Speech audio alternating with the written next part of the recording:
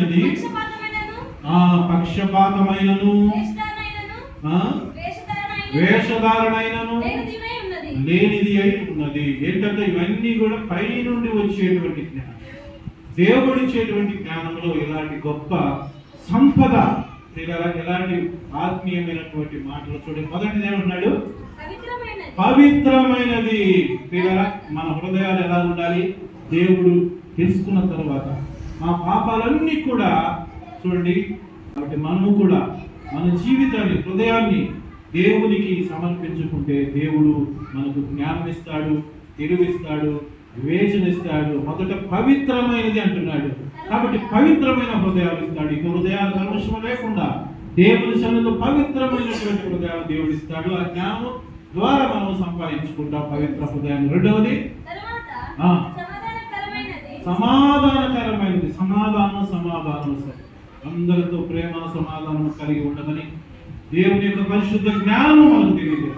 కాబట్టి ఎవరితో మనము ఇరుకులు కొరుకులు అనేటువంటిది లేకుండా, అసమానతలు లేకుండా, అనమనికలు లేకుండా అందరినీ ప్రేమతో మనము పలకరించేటువంటి వారంగా, సమాధానంతో, ఐక్యతతో, ప్రేమ కలిగి జీవించేటువంటి వారంగా ఉండటానికి దేవుడు ఆ జ్ఞానమును దేవుడు మన పై నుండి మనకి ఇస్తాడు. కాబట్టి రెండవది ఏమన్నాడు? సమాధానకరమైనది, మృదువైనటువంటి మాటలు క్రోధమును చల్లార్చును. సామెతల గ్రంథంలో ఆ మాట రాయబడి మృదువైనటువంటి మాటలు మాట్లాడేటువంటి జీవితాన్ని, ఆ జ్ఞానాన్ని దేవుడు ఇస్తాడు. మృదువైనటువంటి మాట వస్తున్నాయా మన జీవితంలో? మన మాటలు ఎలా ఉంటాయి? బయటికి వెళ్ళిన తర్వాత సేవకులు రానైనా, సంఘంలో ఉన్నటువంటి వారినైనా, ఇరుగు వారినైనా, పొరుగు వారినైనా, ఇంటి వారు ఎవరినైనా, బంధువులైనా, స్నేహితులైనా మనం ఎలాగా మనం ఉచ్చరిస్తున్నాం మన మాటలు. మనుషులు ఉన్నప్పుడు ఒక విధంగా మాట్లాడుతూ, మనుషులు లేనప్పుడు ఒక విధంగా దేవుడు అదే చెప్తున్నాడు. మీ మాటలు మృదువైనటువంటి మాటలుగా, కఠినమైనటువంటి మాటలు, క్రోధమైనటువంటి మాటలు, కోపముతో కూడినటువంటి, ఆయాసకరమైన మాటలు, బాణము లాంటి మాటలు, కత్తుల వంటి మాటలు, సూదుల వంటి మాటలు, బాణముల దేవుని మాటలే, దేవుని వాక్యాలే అంటున్నాడు. ఈ మాటలు మృదువైనటువంటి మాటలు మాట్లాడేటువంటి జ్ఞానాన్ని దేవుడు మనకిస్తాడు. అది దేవుని యొక్క జ్ఞానం.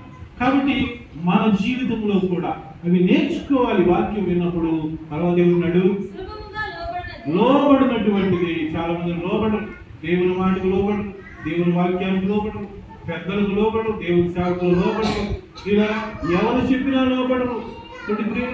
ఎవడు గర్దించినా కూడా లెక్కలేనటువంటి వాడక అకస్మాత్తుగా చిక్కుల్లోను, సమస్యలోను పడిపోతాడు.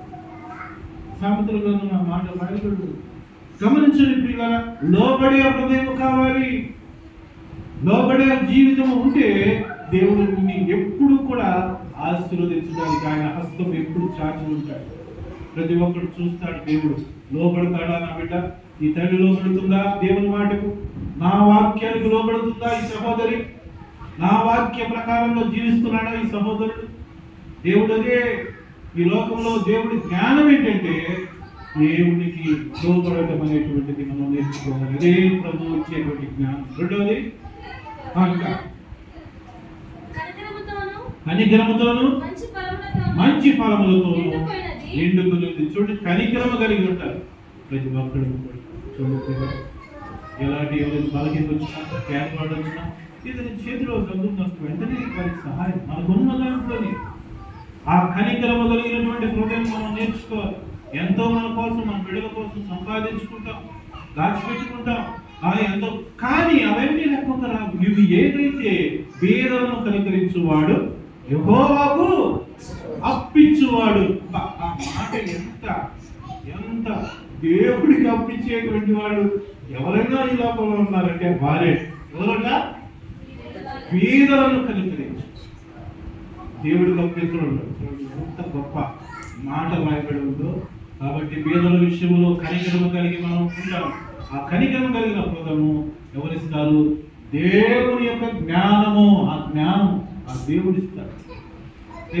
కాబట్టి మనకున్న దాంట్లో పేదలను ప్రేమించడం మనం నేర్చుకోవాలి. లేని ఇవ్వడం కాదు, ఉన్నది మనం ఉన్న దాంట్లోనే 10 మందికి సహాయం చేసే మనుషులుగా మనము క్రైస్తవ జీవితంలో మనం నేర్చుకోవాలి. తర్వాత ఆత్మ ఫలాలు ఫలింప చేస్తాడంట. ఆఖరిగా పక్షపాతమైనను, చూడండి ప్రియులారా, పక్షపాతము పంచిపెట్టే వారి విషయంలో ఈ పక్షపాతం అనేటువంటిది కనపడతా ఉంటుంది. కాబట్టి పంచిపెట్టేటువంటి వారు జాగ్రత్తగా ఉండాలి.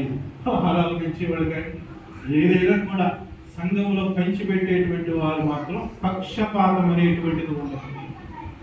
దేవుని విషయంలో అందరినీ ప్రియులారా సమానంగా చూడండి. ప్రియులారా, నా ఇంటి వారు, నా బంధువులు, నా స్నేహితులు, నా వాళ్ళు, బయట వాళ్ళు, వీళ్ళు అనేటువంటి మనస్సు అనేటువంటిది దేవుడు ఇచ్చేటువంటిది కాదు, పై నుండి వచ్చేటువంటి జ్ఞానం. ఏంటి? జ్ఞానంతో మనం కలిగి ఏ పనైనా దేవుని సంఘంలో చేయాలి. కాబట్టి విశ్వాసము మనం నేర్చుకోవాలి. పై నుండి వచ్చేటువంటి జ్ఞానంలో ఎన్ని ఆత్మీయటువంటి ఫలాలు ఉన్నాయో ఆలోచించండి. కాబట్టి దేవుడి సంవత్సరము మనకు దేవుడు యెహోవాయే జ్ఞానం ఇచ్చేవాడు. ఆయన ఉన్నాడు, తెలివియు వివేచనయు ఆయన నోట నుండి వచ్చు. ఆయన నోటిలో నుంచి ఏమన్నాడు? జీవదాలు బయలుదేరదంట కడుపులో నుంచి. కాబట్టి ఆయన నోట నుండి వచ్చేటువంటి మాటల ద్వారా మనం ఈ యొక్క ఆత్మీయమైనటువంటి ఫలాలన్నీ కూడా పై నుండి వచ్చేటువంటి జ్ఞానం ద్వారా సంపాదన. కాబట్టి ఎలాంటి జ్ఞానంతో నీవు ఉన్నావు? లోక సంబంధమైన జ్ఞానాన్ని విడిచిపెట్టండి, దేవుని యొక్క జ్ఞానాన్ని సంపాదించుకోండి. అందరూ కూడా దేవుడు అంటున్నాడు, చూడండి సామెతల గ్రంథం 2:10 చూసినట్టే, జ్ఞానము నీ హృదయమును చూచును, మనోహరముగా ఉండును. చూడండి, బుద్ధి జ్ఞానము నిన్ను కాపాడుతున్నాను.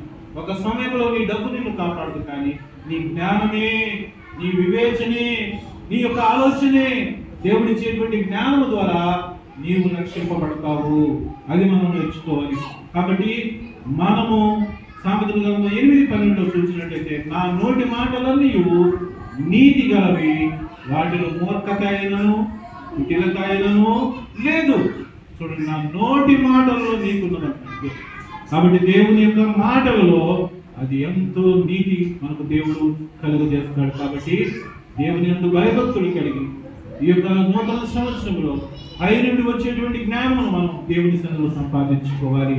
దేవుడు ఇంకొక మాట చూడండి, సామెతల గ్రంథం 9:10 చూసినట్లయితే, యెహోవా యందు భయభక్తులు కలిగి ఉండటే జ్ఞానానికి మూలము, పరిశుద్ధ దేవుని గురించిన తెలివియే వివేచనకు ఆధారం అంటున్నాడు. కాబట్టి దేవుని యందు భయభక్తులు కలిగి ఈ మధ్యాహ్న కాల సమయంలో అదే జ్ఞానం అంటున్నాడు.